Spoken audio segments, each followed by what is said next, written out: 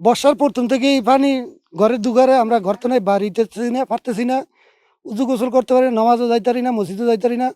পোলাপান বাচ্চা স্কুল মাদ্রাসা যাইতে পারে না, ছায়া চিন্তা রাখতে হয়। টয়লেটের পানি ওই তো পুষ্কুনি যাইতে আছে, এখন আপনারা দেখেন এই পুষ্কুনিতে টয়লেটের পানি ঢুকে আমাকে উজুল গোসল হয় না। মহিলারা ঘর তো বাড়িতে পারে না, বাথরুমে যাইতে পারে না, বাথরুম ব্যবহার করতে পারে না, উজু গোসল করলে নামাজ কালাম পড়তে পারে না এই বাথরুমের পানির কারণে। এইগুলা দিতে আছি পানি দিলে গর্তন নামতাই না, গোসল করতাই না, বাথরুমও যাইতাই না, উজু করতাই না, নামাজ কালাম কিছু করতাই না। এই জন্য আমার ঘর দুয়ার বইয়া দিতে আছে পানির কারণে গর্তনের বাড়িতে পারি না। আমাদের এই অত্র এলাকায় আমি কইতে ৪৫ খানি জমি, ৪৫ খানি জমির ভিতরে ৬-৭ খানি ধরুন আমি নিজে চাষ করি, কথা বুঝেন। হ্যাঁ, আমরা চাষ করতে পারতে আসি না এই জলাবদ্ধতার কারণে। কিছু সমস্যা বলতে আমরা চাষ করতে পারি না, আমাদের ঘর দুয়ার বাড়ি ঘর সবকিছু মনে করেন আমি তো তলে থাকে।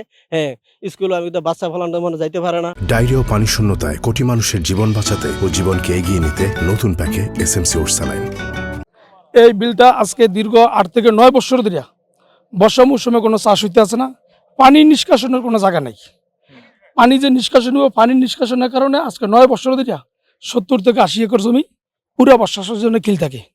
তাই এটা আমি আমাদের এমপি মহোদয় জনাব নুরুল ইসলাম নামের সাহেবের দৃষ্টি আকর্ষণ করছি, উপজেলা প্রশাসনের দৃষ্টি আকর্ষণ করছি, যে কোনো মূল্যে এই এলাকাবাসী ৭০-৮০ একর জমির চাষ করতে পারে, পানি নিষ্কাশন করতে পারে, ওই ব্যবস্থা করার জন্য অনুরোধ করছি।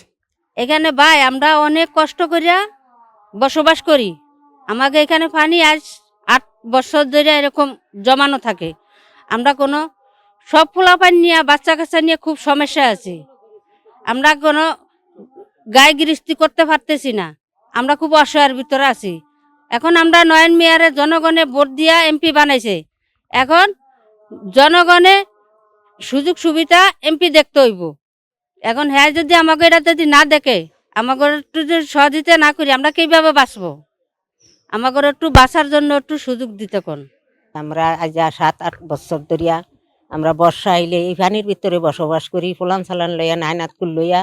আমরা কোনো একটা মানুষ মরিয়া গেল লাশটাকেও দেখতে আইতে পারে না। তা আমরা চাই হার কাছে, আমরা এই আবেদন জানাই হারে যেইভাবে দ্রুতভাবে আমাকে ওই পানিটুকু একটু সারিয়ে দেয়। আমি একজন অনার্স ফার্স্ট ইয়ারের স্টুডেন্ট, মানে ঠিকমতো কলেজ যেতে পারতেছি না, ক্লাস করতে পারতেছি না, ক্লাসে অনিয়মিত। আমার ছোট ভাই বোন আছে, তারা পড়ালেখা করে, কিন্তু এই পানির জন্য মানে সকলেরই একটা অসুবিধা। স্কুলাইতে অনেক সমস্যা হইতেছে, মানে বই খাতা পড়ে যাইতেছে, স্কুলে আসতে পারছি না। আমরা স্কুলে আসতে পারি না, আমাদের দিনে বই খাতাগুলো পড়ে যায়, কিছু করতে পারি না। পানির জন্য আমরা মাদ্রাসায় আইতেছি না, অনেক কষ্ট হয়, বই খাতা ভিজে যায়, অনেক কষ্ট হয়।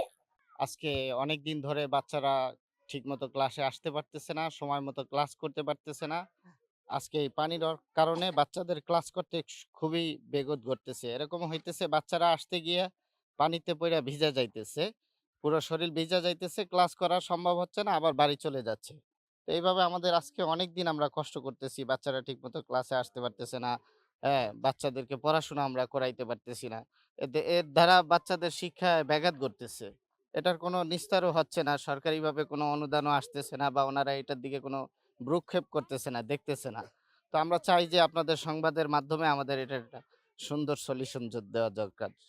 আমার প্রতিষ্ঠানের সমস্যা হচ্ছে, আমার যে ২২ জন স্টুডেন্ট আছে, এই পানির কারণে ওরা আসতে কষ্ট, বা আমার স্কুলের চতুর্দিকে যে পরিমাণ পানি, ওরা যদি আসে স্কুলে ঢুকলে বারবার পড়া যায়, বা পাও ধুইতে গেলে সমস্যা হয়, এই রাস্তা দিয়ে আসতে সমস্যা হয়, বাড়ির ভিতর থেকে বের হইতে সমস্যা হয়, যেমন দেখা গেছে পড়া যায়, আবার বই ভিজা যায়, এভাবে অনেকই কষ্ট হয়। এই জন্য প্লাবান বেশিরভাগ স্টুডেন্ট আসতেই যায় না স্কুলে।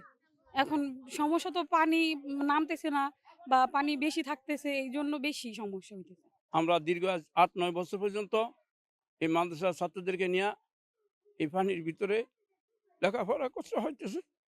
আমাদের বাচ্চারা জামা কাপড় বইপত্র সব ভিজাইয়া মাদ্রাসায় আসে, পড়ালেখার অনেক ক্ষতি হইতেছে। এখানে একটা প্রাইমারি স্কুল, একটা দাখিল মাদ্রাসা, একটা নুরানি মাদ্রাসা, একটা হাফিজি মাদ্রাসা, একটা কওমি মাদ্রাসা, একটা ব্রাক, কয়েকটা প্রতিষ্ঠান। আমাদের ছাত্রগুলো নিয়ে আজকে আমরা দীর্ঘদিন পর্যন্ত এই পানির কারণে আমরা বিশাল কষ্ট ভোগ করতেছি।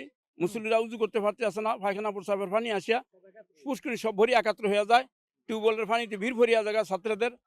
আমরা খুব ভীষণ কষ্ট করতে আছি। আমরা এই পানিগুলা সরানোর ব্যাপারে আপনার এমপি মহোদয়ের কাছে জোর অনুরোধ করছি।